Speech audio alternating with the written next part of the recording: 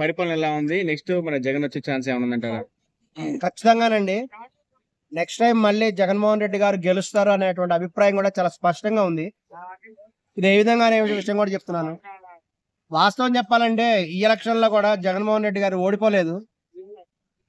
చాలా జాగ్రత్తగా గమనిస్తే 40% ఓటు బ్యాంకు ఇప్పుడు కూడా జగన్మోహన్ రెడ్డి గారికి ఉంది. ఆయన ఫాలో అయ్యేటువంటి వివిధ పథకాల ద్వారా ప్రజలందరూ కూడా ఎంతో లాభాలు కూడా పొందారు. అది వాస్తవం. ఇప్పుడు గమనించినట్లయితే వాస్తవానికి తెలుగుదేశం పార్టీ మోరల్ గా కూడా గమనిస్తే ఓడిపోయినట్లే. ఎందుకంటే Telugu Desam party plus BJP party plus Janasena party ఈ మూడు పార్టీలు కలిసి ఓటు బ్యాంకును పెంచుకోవడం ద్వారా జగన్మోహన్ రెడ్డి గారిని స్వల్ప మెజారిటీతో ఆయన ఓడించారు. వీళ్ళు గెలిచారంటే విడిగా కనుక పోటీ చేసినట్టయితే తెలుగుదేశం పార్టీ ఓడిపోయేది, జనసేన ఓడిపోయేది, పవన్ కళ్యాణ్ గారు కూడా ఓడిపోయేవాళ్ళు. బీజేపీ పార్టీ అయితే అసలు వాళ్ళకి డిపాజిట్ కూడా రావు ఆంధ్రప్రదేశ్ లో. జనసేన పార్టీ కూడా ఓడిపోయేది. వైఎస్ జగన్మోహన్ రెడ్డి గారు గెలిచేవాళ్ళు. ఇప్పుడు ఆయన గెలిచిన తర్వాత మేము విజయవాడలో కూడా కొంత రిసర్చ్ చేయడం జరిగింది.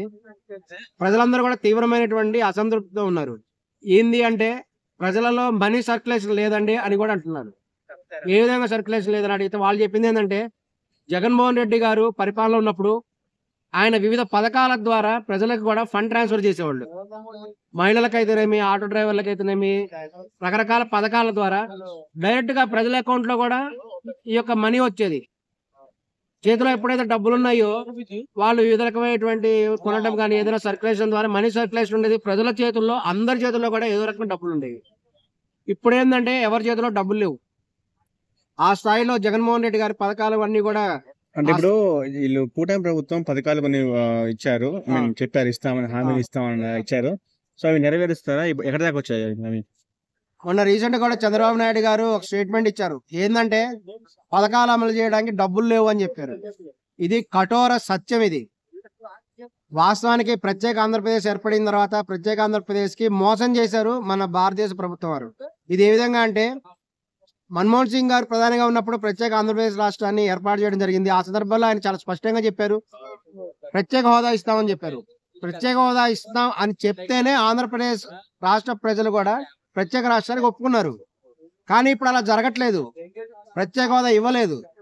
ఇవ్వకుండా మొదటగా చంద్రబాబు నాయుడు గారు ఎన్నుకోబడ్డారు. ఎందుకంటే ఆయన అనేక సార్లు ముఖ్యమంత్రిగా చేశారు కాబట్టి, అనుభవజ్ఞుడు కాబట్టి ఆయన బాగా డెవలప్ చేస్తారు, హైదరాబాద్ బాగా డెవలప్ చేశారు కాబట్టి ఆంధ్రప్రదేశ్ డెవలప్ చేస్తారు అనుకున్నారు. కానీ వాస్తవానికి ఆ విధమైనటువంటి డెవలప్మెంట్ జరగలేదు. ఇది వాస్తవం. ఏమన్నారంటే కేంద్ర ప్రభుత్వం వారు, తర్వాత మోడీ గారు ఏమంటారంటే వాళ్ళకి అవసరమైనటువంటి సరిపోయిన నిధులు ఇస్తామన్నారు. కానీ నిధులు కూడా రాలేదు. ఇవాళ ఆంధ్రప్రదేశ్ ప్రభుత్వం కూడా మైనస్ లో, డిఫిషియన్స్ లో ఉన్నది అనేది వాస్తవం. చంద్రబాబు నాయుడు సమయంలో ఎటువంటి ఫండ్స్ కూడా అనుకున్నంతగా రాలేదు. ఎట్లా మరి ఇప్పుడు పథకాలన్నీ ఎట్లా నెరవేరుస్తారు? తర్వాత వైఎస్ జగన్మోహన్ రెడ్డి గారు గెలిచారు. గెలిచినప్పటికి కూడా సెంట్రల్ గవర్నమెంట్ నుంచి అవసరమైన ఫండ్స్ రావట్లేదు. ఇది నిజంగా తీవ్రంగా కూడా ఖండిస్తున్నాం. రాష్ట్రానికి రావాల్సినటువంటి ఫండ్ రావట్లేదు. కేవలం ప్రాజెక్టు కట్టడానికి ఇస్తున్నారు కానీ వాళ్ళు ప్రత్యేక హోదా ఇస్తామని కూడా, ప్రత్యేక రాష్ట్రం ఏర్పడిస్తున్నారు చెప్పినటువంటి ఫండ్స్ ఏమి ఇవ్వట్లేదు. అందువల్లనే అయినప్పటికీ కూడా అన్ని కష్టాలు ఉన్నప్పటికీ కూడా జగన్మోహన్ రెడ్డి గారు ఎంతో, ఆయన నిజంగా చాలా గ్రేట్. ఎందుకంటే సెంట్రల్ గవర్నమెంట్ నుంచి అవసరమైన ఫండ్స్ రాకపోయినా కానీ ఆయన ఎంతో బాధను భరించి కూడా ప్రజలందరికీ కూడా నవరత్నాల పథకాలు అమలు చేశారు. ఆయన నిజంగా ఒక గొప్ప టాప్ లీడర్ గా కూడా భావిస్తున్నాము. ఇప్పుడు ఆయన తర్వాత వీళ్ళు వచ్చారు, తెలుగుదేశం పార్టీ అధికారంలో వచ్చినప్పటికి కూడా, కానీ ఇప్పుడు కూడా అవసరమైనటువంటి ఫండ్స్ కూడా సెంట్రల్ గవర్నమెంట్ నుంచి రావట్లేదు. ఏ పార్టీ అధికారంలో ఉన్నా కానీ డిఫిషియన్సీ ఉన్నటువంటి రాష్ట్రంలో అభివృద్ధి పథకాలు చేయాలంటే ఎలా? ఫండ్స్ ఇవ్వాలి కదా, సెంట్రల్ గవర్నమెంట్ ఇవ్వట్లేదు. మరి ఫండ్స్ ఇవ్వనప్పుడు హామీలు ఇస్తామని చెప్పేసి హామీలు ఇచ్చేసి పథకాలు ఇస్తామని మరి నెరవేర్చకపోతే ప్రజలు ఎట్లా మళ్ళీ వస్తారంటారా? మరి ఖచ్చితంగా ప్రజలలో ఆల్రెడీ కూడా నెగిటివ్ ప్రారంభమైంది. చంద్రబాబు నాయుడు గారు అభివృద్ధి చేస్తామంటున్నారు కానీ తీరా మోడీ గారు వచ్చేసి మొన్న చెప్తారు మీరు అప్పులు తీసుకోవడానికి పర్మిషన్ ఇస్తున్నామని చెప్పారు. అంతకుముందు ఏంటంటే అప్పు తీసుకోవడానికి కూడా పర్మిషన్ ఉండేది కదా ఆంధ్రప్రదేశ్ కి. అప్పు తీసుకోవడానికి పర్మిషన్ ఇస్తే అదే డెవలప్మెంట్ ఎలా అవుతుంది? ఖచ్చితంగా కూడా సెంట్రల్ గవర్నమెంట్ వాళ్ళు ఫండ్స్ ఇవ్వాలి. చంద్రబాబు నాయుడు గారు ఇంతకు ముందు బాగా సెంట్రల్ గవర్నమెంట్ నుంచి ఫండ్స్ తెచ్చారు. ఎలాగంటే అప్పుడు అద్వానీ గారు ఉండేవారు, వాజ్పేయి గారు ప్రధానమంత్రిగా ఉండేవాళ్ళు. అప్పుడు ఏంటంటే వాళ్ళకి ప్రభుత్వం నిలబడడానికి కొంత ఎంపీ సంఖ్య అవసరం ఉండేది. అప్పుడు చంద్రబాబు నాయుడు గారు తమ మెంబర్ ఆఫ్ పార్లమెంట్ ఎంపీ సీట్ల సహాయం చేసి సపోర్ట్ చేయడం ద్వారా ఫండ్స్ సాధించుకున్నారు. కానీ ఇప్పుడు పరిస్థితి అలా లేదు. సెంట్రల్ గవర్నమెంట్ లో మోడీ గవర్నమెంట్ కి ఫుల్ మెజారిటీ ఉంది. అంటే ఇప్పుడు మెయిన్ గా రైతుల్లో కొంచెం వ్యతిరేకత వచ్చింది అంటున్నారు, నిజమే అంటారా? మరి నిజమే, రైతుల్లో వ్యతిరేకత వచ్చింది. అనుకున్నటువంటి స్థాయిలో కూడా వాళ్ళకి పథకాలు అనేటువంటివి అందడం లేదు. ప్రజలు తీవ్ర అసంతృప్తితో ఉన్నారు. ఇది చంద్రబాబు నాయుడు గారు వంటి ఒక సీనియర్ రాజకీయవేత్త గమనించలేని విషయం కాదు. ఆయన తప్పనిసరిగా గమనించారు ఇది. సో జగన్ మొన్న ప్రెస్ మీట్ పెట్టి జగన్ 2.1 చూస్తారు రాబోతున్నానన్నారు. అది ఎంతవరకు కరెక్ట్ అంటారు? ఎస్, అది సాధిస్తారు.